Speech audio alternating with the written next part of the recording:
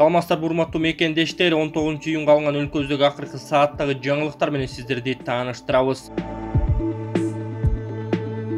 Балыкчы Кочкор темир жолунун 1 чакырымы курулуп бүттү. Министрлер кабинетинин төрагасынын орун басары Бакыт Төрөбаев Ысык Көл жана Нарын облустарына барып, жолдордун курулушу менен таанышты. Бул тууралуу өкмөттүн маалымат кызматы билдирди. Ал Балыкчы Кочкор темир жолуна да барып курулуштун жүрүшүн көргөн. Кыргыз темир жолунун башкы директору Азамат Сакиев учурда 1 чакырым жол салынып бүткөнүн билдирген. Жолдун жалпы узундугу 63 чакырымды түзөт. Ошондой эле Төрөбаев түндүк-түштүк альтернативдик трассанын Жумгал жана Кочкор районундагы тилкесине барып жасалып жаткан иштерди тездетүүнү сунуштаган. Садыр Жапаров Казакбаев менен Асанбаевдин өлүмү боюнча комиссия түзүүнү тапшырды. Президент Садыр Жапаров саясаттануучу Марат Казакбаев менен Айыл банктын төрагасынын мурдагы орун басары Бакыт Асанбаевдин өлүмү боюнча комиссия түзүүнү тапшырды. Бул тууралуу өлкө башчынын маалымат кызматы билдирет. Комиссия окуялардын жагдайларын ар тараптуу изилдеп чыгат, жыйынтыгы өлкөнүн жогорку жетекчилигине берилет.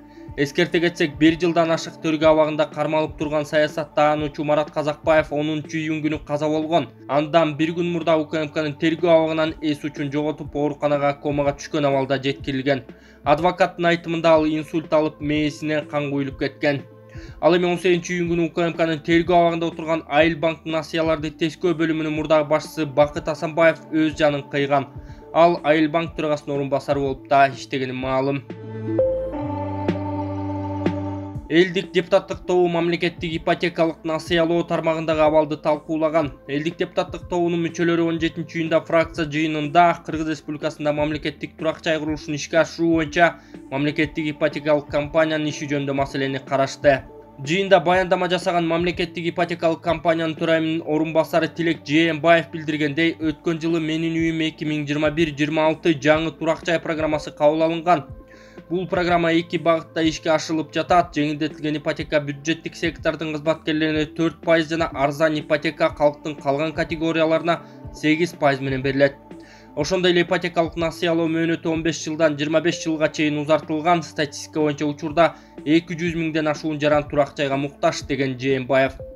Элдик депутаттык тобунун лидери Акылбек Түмөнбаев Менин үйүм 2021-2026 программасынын жарандардын турак жайга жеткиликтүүлүгүн жогорулатуу үчүн 4% жеңилдетилген үстөк менен ишке ашуунун маанилүүлүгүн баса белгилеген. Бул программаны республиканын башка райондоруна, областтык борборлоруна жана чакан шаарларына жайылтуу керектигин, ошондой эле ал турак жайы жок жаш үй бүлөлөргө мамлекеттик колдоону күчөтүү зарылдыгын билдирген. Тилек Жанышевич ошол ипотекалык үйлөр боюнча жакшы эмелерин айтып атат. Мына бүгүнкү күндө Менин үйүм деген 2021-26 программасы бар. Ошолор боюнча бүгүнкү күнү баягы жакшы иш алып барып, ошол мына канча деген жаш үй бүлөлөр курулуп атат. Жаштарыбыз өсүп келатат. Канча жылдан бери ошол мамлекетибизде баягы ошол ипотекага берилбей, мына азыркы учурда ошол пайыздары да төмөн болуп, кичине элге жеңилдик кылабыз деп, ошол урматтуу президентибиз Садыр Нуркожоевич дагы ошону аракет кылып, бир эле Кыргызстандын борборунда эмес, ар бир райондордо, шаарларда, областтын центрларында куруп ишке ашырабыз деп баягы чоң аракет кылып атасыздар. Ошонун баарын эми биргелешип ишке ашырып, Кудай буйрса ошол кийинки келечек муунубузга бир үй турак жайы менен камсыз кылышыбыз керек да. Өзүңүздөр билгендей, мына Бишкектин тегерегинде жаңы конуштар толду. Райондордон, айылдардан бүт эле ошол борборубузга качып келип атат да. Ошондуктан райондун центрларына дагы кабат үйлөрдү салып берип, ошол жаштарыбызга үй менен, ошол бир эле жаштарыбыз эмес, ошол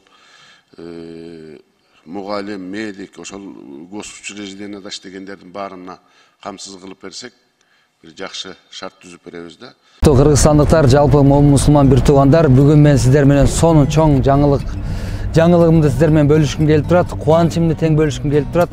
Кыргызстанда кооперативдер көп, бирок кандай кооператив деген суроо жаралат. Мен өзүм жеке инсандык тандоом менен Ислам финансыл кооперативин тандап алганмын. Эмне максатта? Албетте бул ислам шариаттын негизинде бардык муктаждыктарды чечүүгө жардам берет. Мен кичинемден ниет кылып максат кылган өзүмдүн сүйүктүү машинемди бүгүн ачкычын алып отурам. Андыктан Ислам финансылык кооперативине чоң ыраазычылык билдирем. Барыңыздар да ушундай жакшынакай өзүңүздөр сүйгөн ак тулпарга ээ болуңуздар, өзүңүздөр каалаган үйгө ээ болсоңуздар болот, бизнесиңизди өнүктүрүүгө мүмкүнчүлүктөр сонун жаралган. Андыктан Ислам финансылык кооперативи бул шариаттын негизиндеги сиздин мыкты каржы өнөктөшүңүз. Дагы бир ирет ыраазычылык билдирем.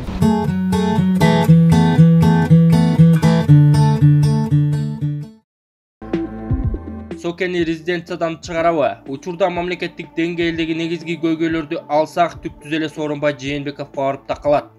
Алмазбек Атамбаевден өч алуу үчүн камап, ишти татаалдаштырганы анык. Бул маселе бүгүн да чечилбей балее жаратканы калдыбы?